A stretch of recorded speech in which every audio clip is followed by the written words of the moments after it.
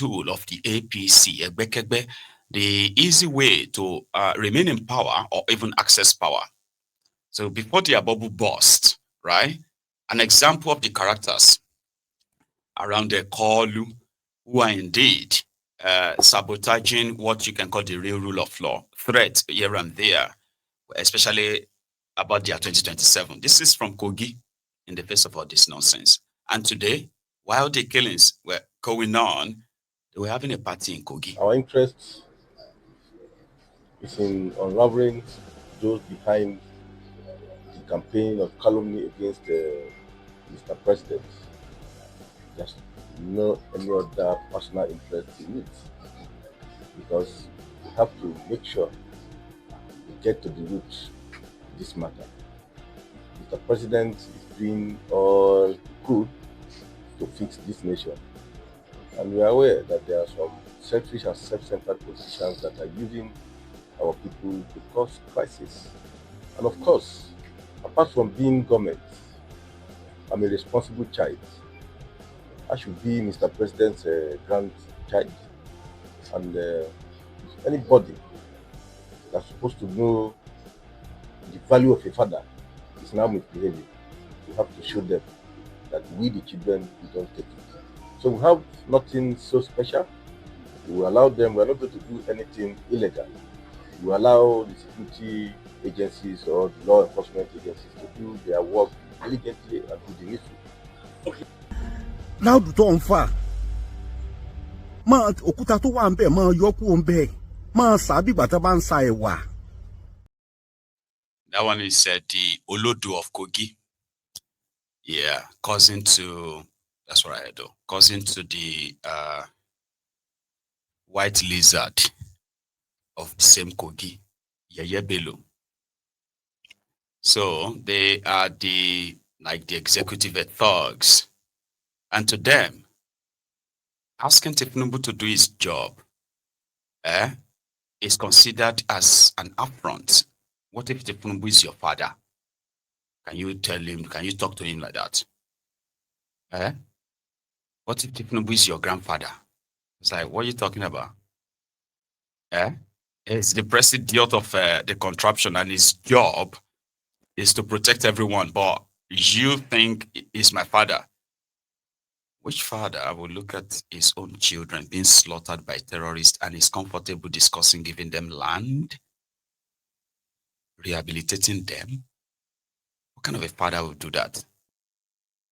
But for thugs, the context of a father simply means that somebody who's benevolent granted them this feeding bottle. Taking the feeding bottle away from them is considered as like killing them. So, as they say in Nigeria, that anybody who takes your means of feeding automatically just probably like kill you. So you should do everything to prevent that, like or not fun or like that. So politics is their own feeding bottle. Tinubu's benevolence granted them the opportunity to have access to your commonwealth. And they will kill anyone to keep that until they are overwhelmed by majority of you who have possibly been scared away. Now that's why you have all those thugs around. And there are more, there is more, however. I want you to listen to this lady. Northerners are dying every day. Your people are dying every day. But you took matters into your own hand.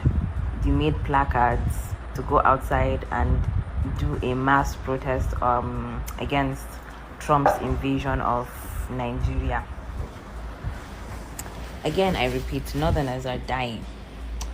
Your people are dying, either of insecurity or of extreme hunger. But you took placards to go out to go and protest against Trump's invasion of Nigeria.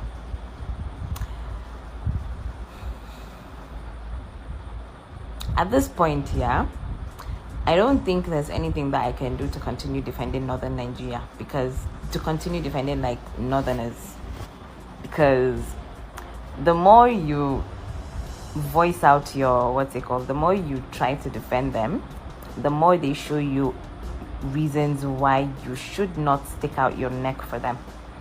Our people have a huge problem, a very huge problem, which is not going to get fixed anytime soon. It's very painful to admit, but it is so it's so sad to see that this is the reality that we're living in this country. Our people are being killed. Northerners are being killed. We are plagued with insecurity. Mukaɗai muna da Lakurawa, mukaɗai muna da Fulani herdsmen, mukaɗai muna da Boko Haram, mukaɗai muna da bandits. We have so many factions, so many militia factions in northern Nigeria that are actively killing communities in northern Nigeria, not just Christian communities, Muslim communities. They are actively raiding, kidnapping, killing communities in Nigeria. And one sheikh is saying they are misunderstood. These bandits are misunderstood victims and we should sit down and negotiate with them. While the other faction of the northerners are out protesting against Trump's invasion, instead of going and channeling that energy towards demanding your government to protect its people so that Trump will not have a reason or an excuse to invade you people. You are... And let me just say this. This is going to piss off a lot of northerners, but again, I've never been known to care. In a sane community, in a sane society, in a sane country, the treatment that Albani got would have been the exact same treatment that Sheikh Gumi is supposed to be getting from the Nigerian government. Because that man is openly sympathizing with terrorists, is openly calling for negotiation with terrorists. I don't know how negotiating with terrorists is a good thing, but you know, our government are known to be negotiators with terrorists, so that's not really something that's surprising, you know, especially given the fact that his values align with their own value, because, you know, sympathize with the terrorists, say they are misunderstood, rehabilitate them and reintegrate them back into society. How can I sit down as a northerner with anybody that sits down with, you know, common sense and, you know, a critical sense of reasoning? How would you sit down and defend things like this? How would you start defending things like this? Misunderstood victims. I'm actually tired. I am so tired, because what's the solution? Where do we go from here? What's the solution? Because we have a government that is willingly negotiating with terrorists and openly sympathizing with them and rehabilitating them, while hundreds of innocent people keep dying every day by the hands of the same people that they are saying are misunderstood victims. Justice in Nigeria is a myth. It's a big myth. How many times would they tell you before you know that Nigeria is not for you? Now they never leave you. They have left you behind. Photo, not be juju be that. Sorry, oh. May God not allow them, make them kill you. Amen. So there are reasonable northerners. So that's why it's very wrong to always use blanket statements whenever you are discussing Nigeria or anybody or any part of Nigeria. If you are somebody who is educated, right, you will understand what I just said. Using blanket statements. All these northerners, there are northerners. In fact, there are northerners who have lost their lives. I know that once we begin to kind of shovel everything right now, then we realize that, who are those killing them? That's a different question, right? But there are northerners who have spoken up. There are Muslims, clerics who spoke up, criticized, condemned, and even wished destruction upon these terrorists, from Boko Haram to Fulani terrorists, and few of them have lost their lives. Not just their lives, they've lost the lives of their followers. People have been massacred inside mosque. Inside mosque. Imagine killing people inside mosque, shouting Allah Akbar. So that is why the argument of everybody that says this shouldn't be one-sided. It shouldn't be called Christian genocide. It should actually be called the genocide going on in Nigeria, which actually kills Muslims, Christians, and the rest, right? And I partly agree with them.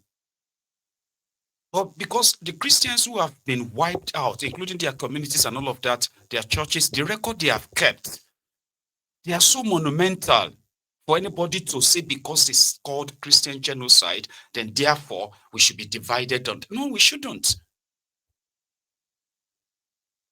People entered mosque shouting Allahu Akbar, killing the fellow people who just shouted Allahu Akbar, who just prayed in Allahu Akbar a moment ago. In Zamfara, 47 people slaughtered, worshippers inside mosque. In Katsina, over 50 slaughtered inside mosque. All of this happened in the last 3 months alone. So yeah, there are northerners who felt like at this point, the voice of the extremists have drowned their own. So seeing us from the south, sometimes trivializing it and the rest of that just makes everybody just feel like tired. I don't even know what to do again. But that they don't know that their government has abandoned them, their criminal politicians have abandoned them. Of course, there are those who know.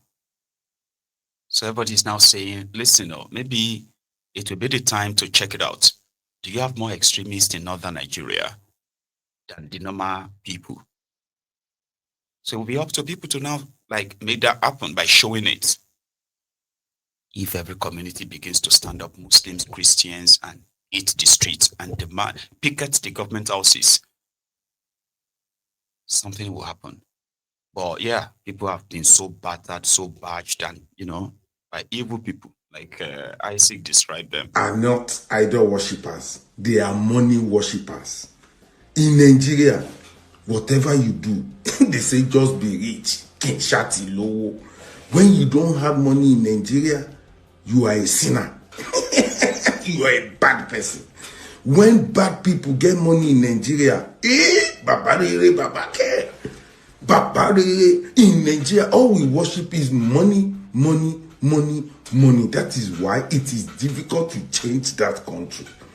The good people there, you cannot hear from them. We worship money in Nigeria. Even to get love in Nigeria is not for better for worse, so it's for better for better. It's for better for rich. When you are poor, you are a bad in-law. When you are poor, your in-laws can never like you. They will not. Pastors in Nigeria, if you are poor and your vision is good, nobody will believe in your vision. Nobody will believe in your vision. If a 2-year-old baby is crying in Nigeria, just put your hand in your pocket and bring out notes, money. The baby will stop crying immediately. Nigeria, they are money worshippers. They are not. Look at all of them going to church this morning. They are going to worship money. They are money worshippers. Even your parents, when you are not doing well. It's about money. That's another thing, by the way. Something that motivates people. You will see people who are coming from poverty-ridden area, like poverty-stricken areas, and they are willing to go and protest in support of the people who put them there. Do you get what I mean? Like that happens all the time. People will actually go out and protest. This is not even about their elections that they buy people and give money, peanut to them. I'm talking about things have gone bad. And everybody feels like the government, you know what I mean? But there are others who are willing in their hundreds and in their thousands they will go out and protest in support of their condition. And they will go back and continue that situation. So people can't mobilize to coordinate and, get themselves together. You have to bring something to entice them. So it makes it easier for the politicians to entice them, move them out, and, so when they are critically needed, they're not interested. Sad, right? So something happened on their plane today. This one is just by the way. When we were having that Quam 1, Quam 2, Quam 3, Quam 4, Quam 5, and everybody was just like around the time it was the season of unruly behaviors on airplanes, right? Passenger planes in Nigeria. So what happened today was like another 2 influencers in Nigeria, VeryDarkMan and Mr. Jolof, who's face off on on the flight to Asaba this morning, right? Led to a serious fight, as well as an arrest and release, which also took the media or the internet a bit by a storm this morning. So I have a copy of that here. Talk back on that for flag. Go slap you on that. One life. Media, get a follow.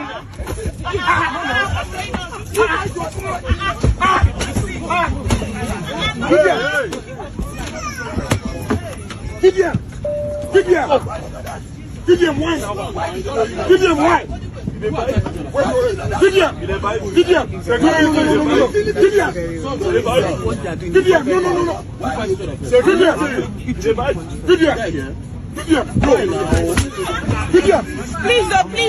see.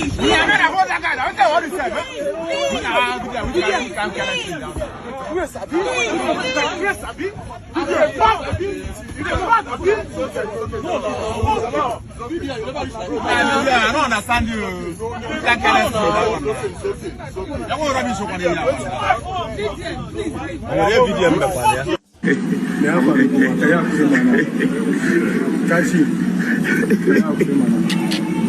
Oh, I don't chop Jolof, father. Where's I please? See, they bite me. Man, where they bite? They bite. Man, where they bite? You know, shame, they bite me. This person Man, where they bite? You even bite me. Man, where they bite?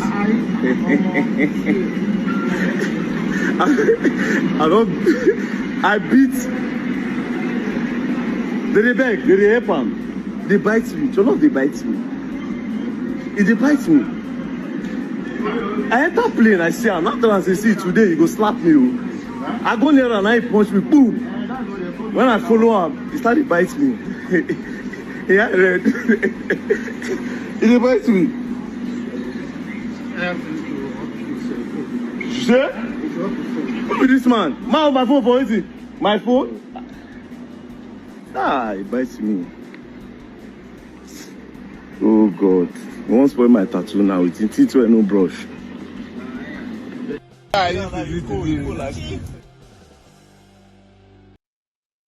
that happened.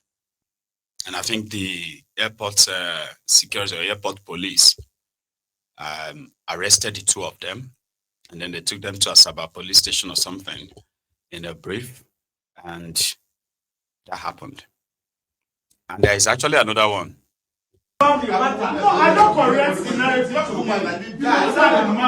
Asaba police station with Asaba airport police station. How would this fresh out, man? You know. Who said JJ face well up? If you like gym, everywhere. See his face now. I think do am. When I don't see him, I live this. Not the size. So I would do the Asaba airport police station. How would this do? Huh? You know something? Asari. I said, if Ahmed Bola Tinubu fails, hold me responsible. You say? I say, if Tinubu fails, hold me responsible. Thank you. The job people are already angry that this is the worst government We have just started. We must learn a lesson. This man! You gotta trust man. Adam. Ojo Abo. Your eyes will see what your mouth cannot talk. So there's another one. So there's this YouTuber, and I believe his name is Albert Obase. Another event that took place in Manchester. You know, for those of you who are probably like conversant with the development in Edo State, Benin, concerning this returned artifact, Obaseki wanted to hijack it, he built his own museum. Meanwhile, the returned artifacts were supposed to be put back in Benin Museum and all of that kind of exchanges, right? Back in Nigeria. So there were also, because I've said that on this platform before, right? I have this respect for the Edo people, all of you from Edo, states called Edo, those of you are the diaspora and Edos. I actually have respect for you, like, because you know,